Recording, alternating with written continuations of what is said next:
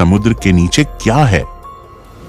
दोस्तों, आपके सामने दो पिक्चर हैं, जहां एक तरफ हमने अंतरिक्ष की गहराई में 93 अरब प्रकाश वर्ष तक गोता लगा लिया है, लेकिन वहीं पृथ्वी पर मौजूद समंदर की गहराई में हम आज भी नहीं जा पाए हैं। आखिर क्या है समुद्र की मिस्ट्री? ऐसा क्यों है कि हम मंगल की जमीन के बारे में ज्यादा जानते हैं और समुद्र को सिर्फ 5% ही जान पाए हैं? हम आज सूरज को छू पा रहे हैं, लेकिन समंदर के अंदर नहीं जा पा रहे। ये सवाल समुद्र को काफी रहस्यमयी बनाते हैं। समंदर की दुनिया में कौन से राज दफन हैं, जिन तक हम नहीं पहुंच पाए हैं? समुद्र कितना गहरा है? समुद्र का अंत कहां होता है? और सबसे इम्पोर्टेंट सवाल, आखिर समुद्र के नीचे क्या है? जानने के लिए चलते हैं समंदर की दुनिया की एक सैर पर।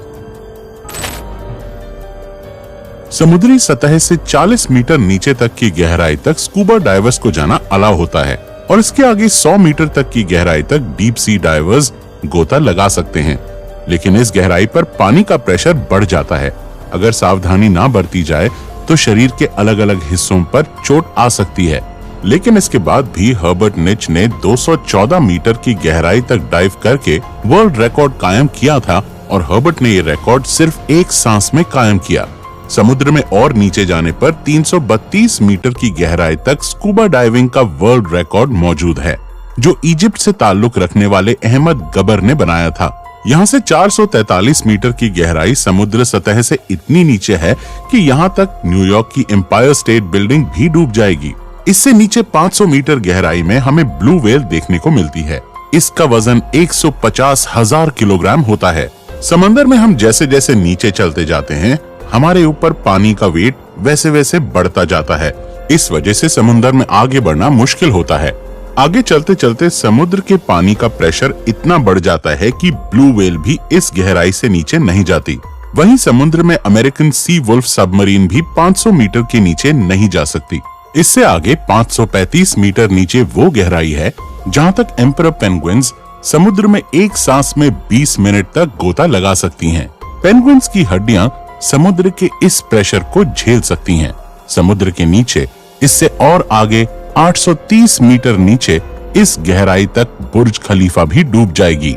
इससे नीचे 1000 मीटर नीचे जाने पर स्कैरी जोन की शुरुआत होती है। यहाँ तक लाइट भी नहीं पहुँच पाती।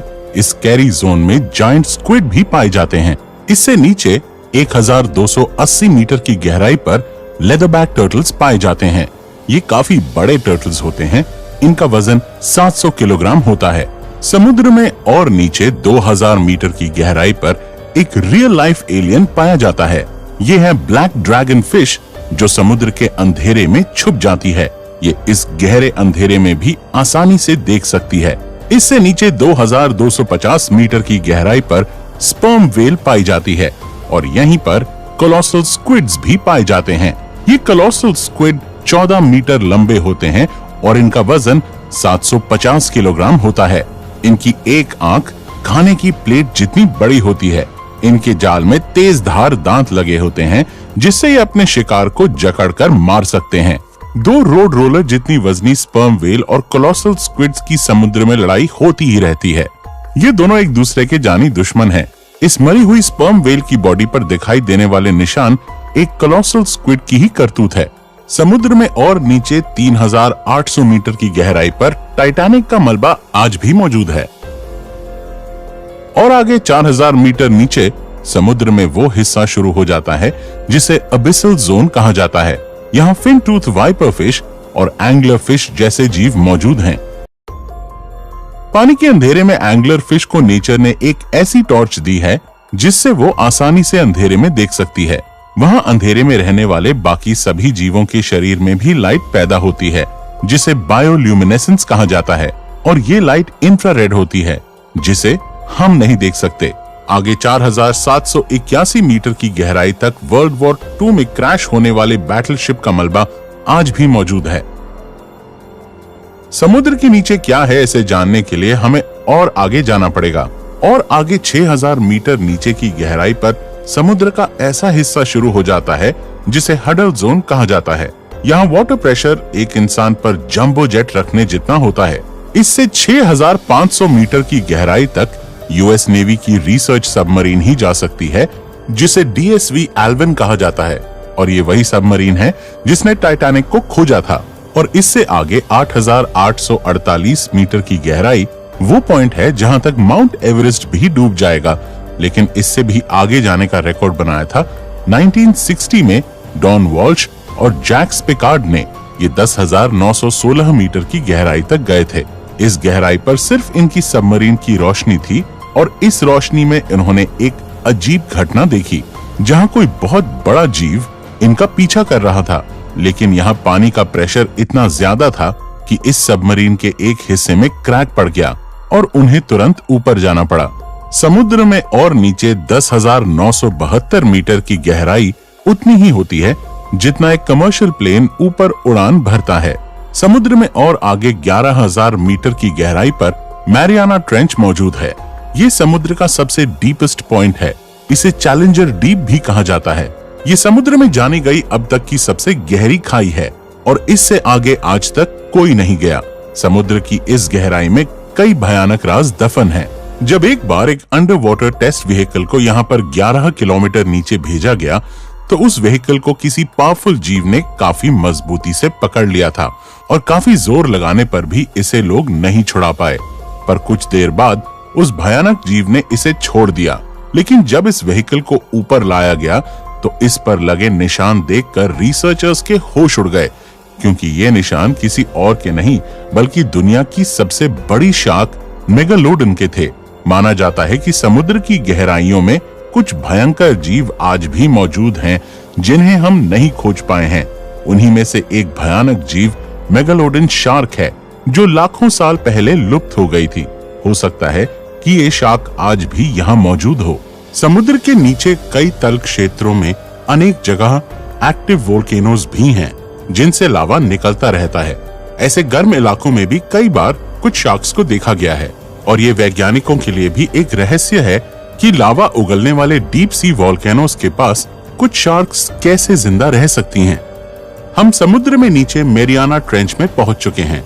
ये अब तक एक्सप्लोर किया गया समुद्र का सबसे डीपेस्ट पॉइंट है, जिससे आगे तक कोई नहीं जा पाया है। अभी तक हमने समुद्र के 5% हिस्से को ही जाना है, पर एक सवाल अभी तक बना हुआ है कि आखिर समुद्र के नीचे क्या है। अगर आप सोच रहे हैं कि समंदर के नीचे कोई विलुप्त सभ्यता, विलुप्त शहर या सोने चांदी के सिक्के मिल सकते हैं, तो आप गलत हैं। असल में समुद्र के नीचे क्या है, ये जानने के लिए हमें पृथ्वी की संरचना को समझना होगा। पृथ्वी की संरचना में कई लेयर्स हैं, जिसमें सबसे ऊपर की लेयर को क्रस्ट कहा जाता है, जिसमें हम, आप और सभी जीव जंतु रहते हैं। इस लेयर की मोटाई 5 से 10 किलोमीटर है। इसके बाद मैंटल की लेयर शुरू हो जाती है। क्रस्ट की 1 किलोमीटर की गहराई में नेचुरल ऑयल जैसे संसाधन पाए जाते हैं। पृथ्वी के इतिहास में जब एक बार समुद्री जीव खत्म हो गए थे, तो समुद्र की तल क्षेत्र में उनकी डेड बॉडीज लाखों साल तक डिकम्पोज होकर नेचुरल ऑयल में तब्दील हो गई थी।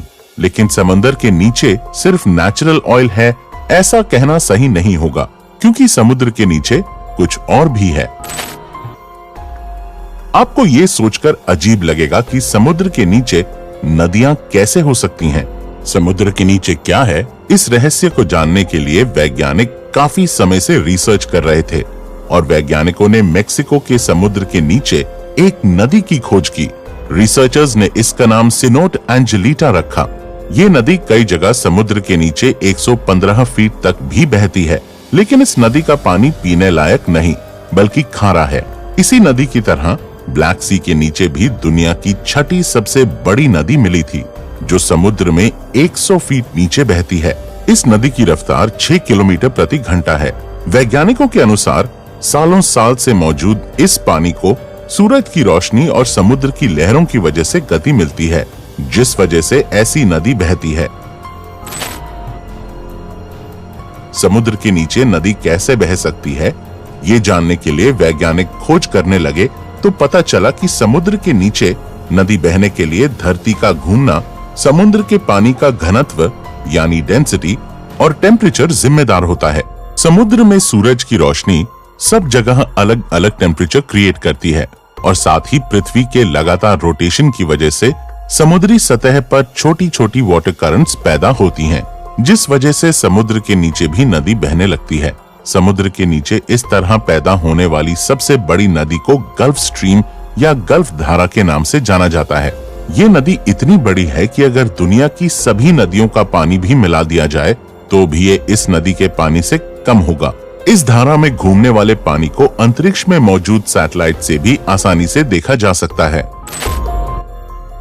दोस्तों, समुद्र के नीचे क्या है, इसके कुछ रहस्य समुद्र के बाकी 95% हिस्से में दफन हैं। और हम जानते हैं कि हमने अब तक समुद्र के सिर्फ 5% हिस्से को एक्सप्लोर किया है। ऐसे में समंदर की दुनिया हमारे लिए हमेशा रहस्यमयी ही बनी रहेगी। साइंटिस्ट्स के अनुसार समुद्र के नीचे की दुनिया में कई नए विचित्र जीव प्रजाति भी मौजूद हो सकते हैं, जैसे कि जायंट ट्यूब वर्म्स और वैम्पायर स्क्विड। इसके अलावा समुद्र के नीचे कई नए ऑयल रिसोर्सेज, मिनरल्स वगैरह भी मौजूद हो सकते हैं जो हमें इकोनॉमिकली स्ट्रॉन्ग बना सकते हैं। साथ ही समुद्र की दुनिया में हो सकता है कि कुछ प्राचीन सिविलाइजेशंस के सबूत भी मौजूद हों जो अब तक हमारे नोटिस में ही ना आए हों। ऐसे में आपको क्या लगता है कि समुद्र के नीचे बाकी बचे इस 95% हिस्से में क्या हो सकता है? कमेंट्स में हमें जरूर बताइएगा। मैं मिलता हूं आपसे किसी अगले वीडियो में। तब तक keep watching our videos and keep exploring.